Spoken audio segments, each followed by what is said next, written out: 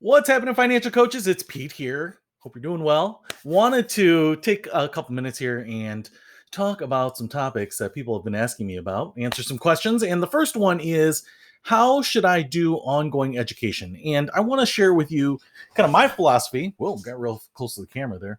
And the way I tended to do it and why I tended to do it this way. Now, the way I did ongoing financial education, and I'm not talking about like the CEUs, the continuing education. If you have certifications, licenses, things like that, you have to have some ongoing continuing education requirements that have to be approved, have to be authorized for your particular license or certification. I'm not talking about that. I'm just talking about how do we continuously improve ourselves while we're running a business, while we're coaching people.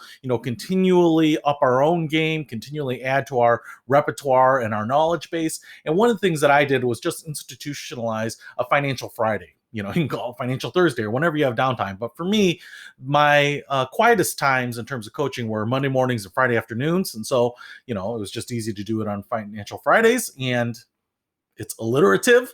So that's how I did it. Now, the why I would suggest doing this on a regular basis, and it doesn't have to be elaborate. So I guess I'll talk a little bit about that. It can just be very cursory, high level. Sometimes it can be really detailed. Sometimes it's just reading an article, watching a video, whatever, attending a webinar. It can be any number of things. And I would actually recommend kind of mixing it up a little bit for yourself.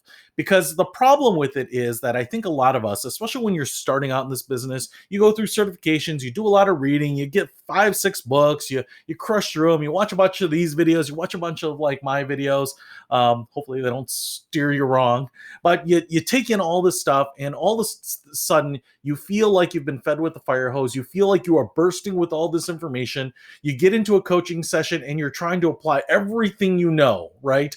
You're just trying to whack-a-mole with everything, and it can be overwhelming. Your clients can feel overwhelmed. It can feel very haphazard. And the problem is we don't have the experience yet to kind of hold back, to kind of wait for the big moments, to wait for the most important ones. Yes, we could probably take any individual coaching client and apply a myriad of things to them.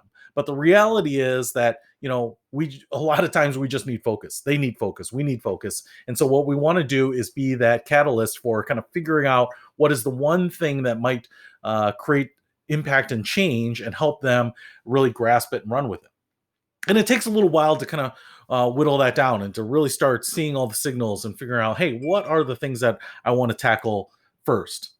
But what ends up happening, and the reason I say set up a Financial Friday, is the problem is that we tend to then stop training, I think. And you go to a symposium or a conference or something like that, and you say, hey, in June, I'm going to go to this conference. I'm going to attend every session. I'm going to go to 40 sessions. I'm going to get inundated with all the latest and greatest. It's just going to be my week of education for myself and improvement. And what you do is you go to these things, and then again, it's kind of repeat of history. You get flooded with all this new stuff, all this new behavioral research, and all the new rules and regulations, and all the new tools and resources. And you come back, and man, you just want to slam every client you have with all the information. And you kind of go through these cycles of being really proactive and inactive and stuff like this.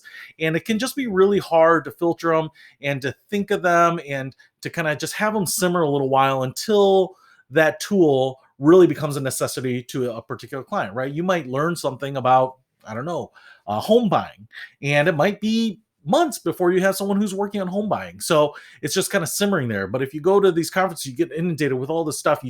You're trying to sift through it all the time.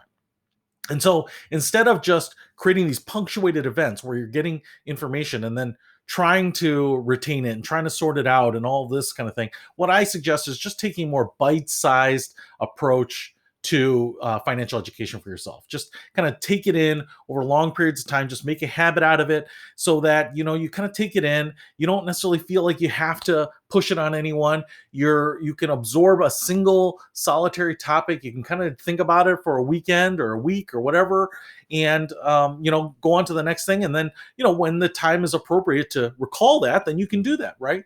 So you can spread them out, right? You can go into a general topic. You can go into very specific things if you want. The problem with this is if you go to a conference and it's all about dealing with the financial strains of COVID, now you're inundated in that, and all of a sudden every problem looks like a nail because all you have is a hammer, right? And so what I don't want is that you come back and you're trying to force fit some things that don't feel appropriate. I've just seen it when I've sent a coach off to a conference and they come back and they're all a flutter about these great new ideas, and then they're trying to figure out a way to apply it to their next client. And it's really, I've seen it at every conference. I've seen people go to productivity conferences and they come back and they rearrange their whole office and they're like, hey, I want to do this, and when you need something you need to email me and please put it in my inbox here and all this other stuff. And you're inspired, you're motivated, you're amped up about taking something that you've learned and applying it right away. And a lot of times when I come back from conferences, I'll take my notes and then I won't even try to integrate anything right away. I'll just kind of let it simmer. I'll sit on it a little while and really say, hey, all right, now that I'm back in the real world, what is it that seems like it's important? Because when you're there and people are really giving testimonials about great things, everything seems really important. So spread them out. Give yourself some time to think on it and dwell on it. And what I would do here is also kind of pick some big buckets of the financial coaching world, the financial world in general, right? And I would think about those as like financial planning, investing, behavioral economics, smart shopping, money management, budgeting, those types of things. And I would say, and what I would do is I would just go to a good resource on each of those. So, for me on financial planning, I think it was Financial Advisor magazine has an email list, and I would just subscribe to it. And then once a week, they would send out an email with their top articles, their posts. And what I would do is I would just skim through them and I circle something that I thought, hey, that seems like a topic I really want to read up on. How is the shift to digital financial management affecting people's behavior, right? That seemed like something that was interesting to me. So I would just bookmark that for my Friday read. I'd read through it. That was it. I wasn't going to do any more than that. It might be a 10-minute read. It might be a 30-minute. It might be a 60-minute, deep dive into something because maybe I see something and I want to go a little deeper into it. That's great. And then for, say, smart shopping, I might subscribe to Clark Howard's email newsletter. And the nice thing about this was, I didn't have to have necessarily an agenda that, this week it's about shopping or this week it's about budgeting. I would just kind of get 5 or 6 emails on varied topics, and I could just skim the headlines through them and pick what I thought was most interesting for that week. And here, if this is the issue, that there are maybe 2 or 3 or 4 topics that you really want to read, bookmark them all. Spend all Friday if you're so interested. But if you're not, bookmark them all and then save one for the next week too. Or if you get really busy, maybe you can't do a Financial Friday that week too. So it's not something you have to be beholden to, but it's just nice because then I would have this read later list of all sorts of topics. And as I'd go through them, they would just help me improve. They'd give me something to think about. I was just always kind of slowly improving my own knowledge base, and hopefully that was going to make me better, just give me more ammunition when I go into a client session.